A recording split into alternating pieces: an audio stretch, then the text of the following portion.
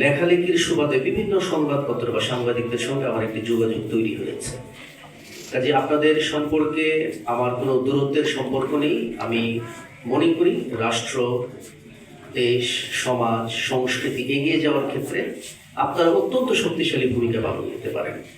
আর খুব বিখ্যাত একজন ব্যক্তি মার্কিন যুক্তরাষ্ট্রের টমাস জেফারসন, তার কথাটি আমরা সবাই জানি, যিনি নিজের সংবাদপত্রকে রাষ্ট্রের চতুর্থ স্তম্ভ হিসেবে ঘোষণা করেছিলেন।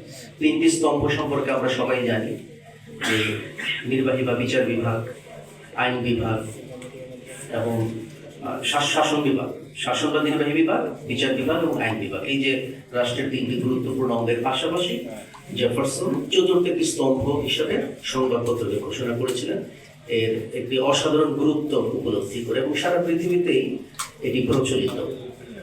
আমরা সরকারের প্রতিনিধি হিসাবে মাঠ প্রশাসনে কাজ করি, কিন্তু এই কাজ করার ক্ষেত্রে যে বিভিন্ন বিষয় থাকে, আনুকূল্য থাকে, প্রতিকূলতা থাকে, চড়াই উতরাই থাকে, অনেক কিছুই থাকে।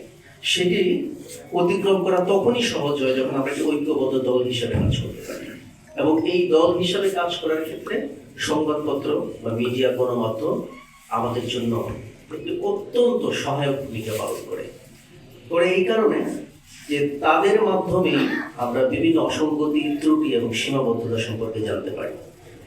এবং আমরা একা একা যদি চলতে চাই, কাজ করতে চাই, তাহলে বিভিন্ন দুর্বলতা থাকতে পারে।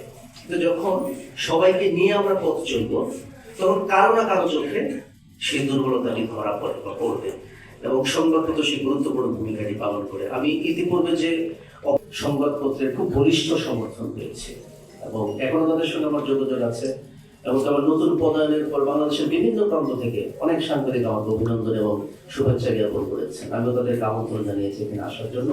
তাদের সাথে আমার একটি নিবিড় আত্মীয়তার সম্পর্ক আসলে জন্ম নিয়েছিল, যে কারণে আমার পক্ষে কাজ করা সহজ হয়েছিল। তো আমি বিশ্বাস করি যে খুব সুন্দর একটি জেলায় আমি এসেছি, আগে কখনোই আসা হয়নি। পদায়ন সূত্রে লক্ষ্মীপুর প্রথম আসা। লক্ষ্মী তো আসলে পৌরাণিক থিম অনুযায়ী সৌভাগ্যের প্রতীক, তাই না? আমরা বলি যে লক্ষ্মী ছেলে, লক্ষ্মী মেয়ে, তাই না? মঙ্গল অর্থে আমরা ব্যবহার করি।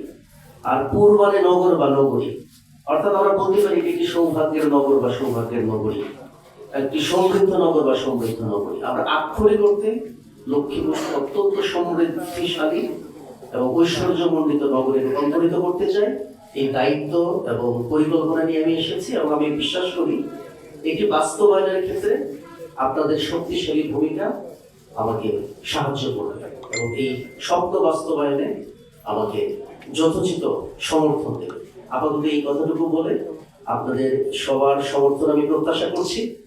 আজকে আমরাই হোক, আমার সঙ্গে আপনাদের যোগাযোগ হবে, বিভিন্ন বিষয়ে আপনারা আমার দৃষ্টি আকর্ষণ করবেন, আমার সহকর্মীদের দৃষ্টি আকর্ষণ করবেন, এবং লক্ষ্মীপুরকে উন্নত সমৃদ্ধ করার ক্ষেত্রে আমরা সবাই সকল ভেদাভেদের ঊর্ধ্বে ঐক্যবদ্ধ দল হিসেবে কাজ করবো। আপনি দীর্ঘায়িত হয়েছে, আমরা প্রাথমিকভাবে আপনাদের সঙ্গে পরিচিত হওয়ার জন্য আজ মূলত বসেছি, মত বিনিময়ের সুযোগ হবে। ধন্যবাদ।